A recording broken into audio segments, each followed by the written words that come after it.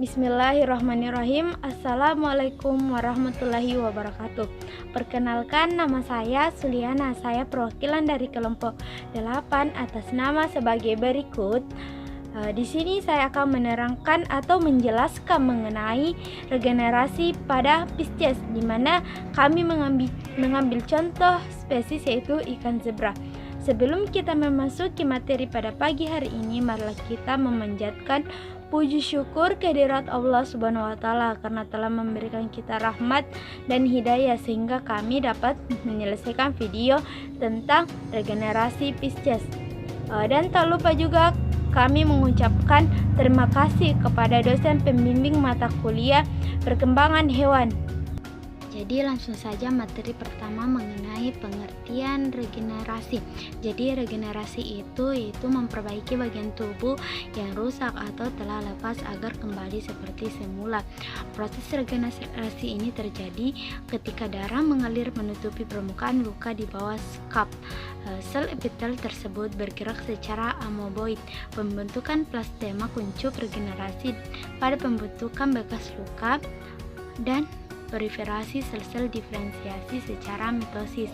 Proliferasi ini terjadi bersamaan dengan diferensiasi dan memuncak pada waktu blastema berukuran maksimal dan setelahnya tidak dapat kembali menjadi besar lagi.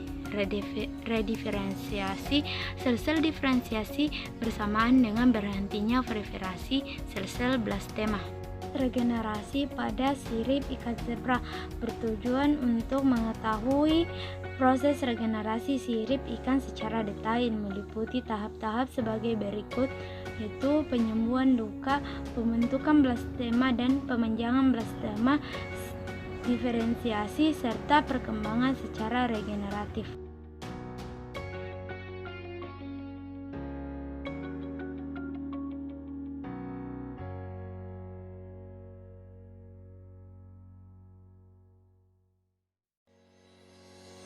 Proses regenerasi sirip ekor zebra mengalami sedikit pendarahan setelah pemotongan. Pada pengamatan sirip ekor ikan zebra setelah pemotongan mengalami sedikit pendarahan.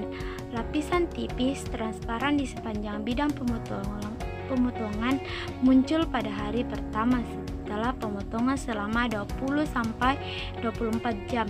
Hal ini berarti bahwa penyembuhan luka telah selesai dan mulai terjadi pembentukan blastema, sebab 1-3 jam setelah pemotongan, lapisan tipis epidermis bermigrasi menutupi luka.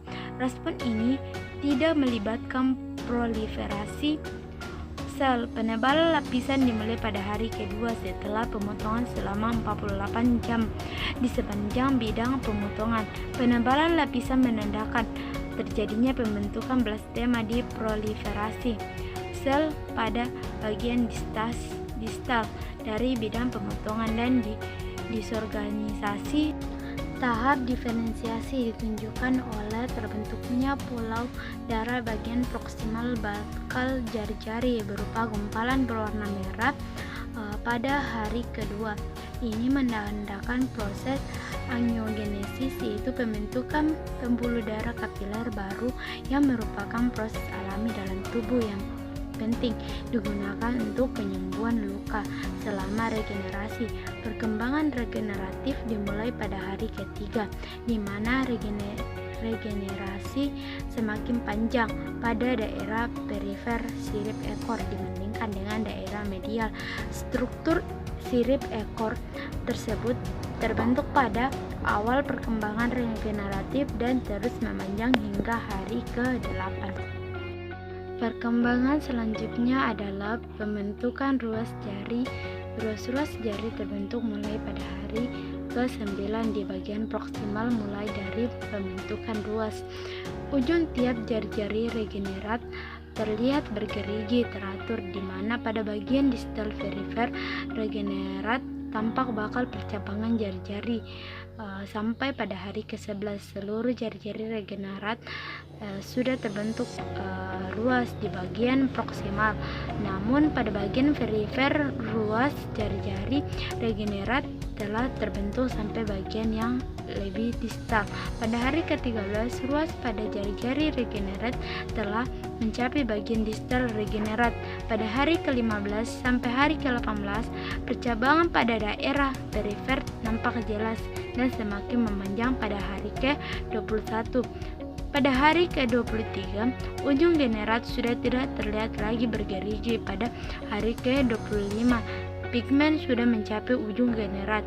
Ruas pada cabang-cabang jari regenerat tampak jelas dan struktur regenerat sirip ekor hampir sempurna seperti tadi pemaparan materi mengenai regenerasi pada ikan zebra. Terima kasih atas kesempatan yang diberikan kepada saya.